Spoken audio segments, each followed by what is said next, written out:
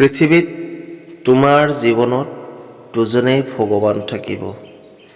সেই দুজন কোন সকলোৱে জানে।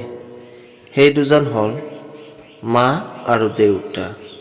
যেতিয়া তোমাৰ লগত মা আৰু দেউতা থাকিব, তোমাৰ অসুবিধা আহিলে বা তোমাৰ কিবা সমস্যা থাকিলে মা দেউতাই আগতে থিয় দিব।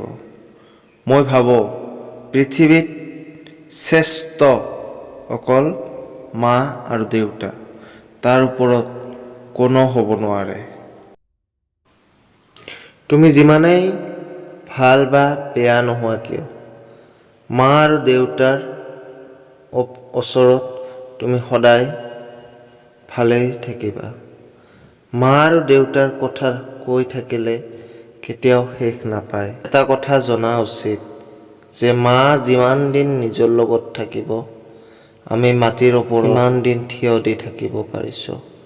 আৰু দেউতা যিমান দিন আমাৰ লগত আছে, মূৰৰ ওপৰত আকাশখন আছে থাকিব, তেতিয়া তোমাৰ মনত এনেকুৱা লাগিব মই অকলশৰীয়া হৈ পৰিছোঁ এই পৃথিৱীখনত।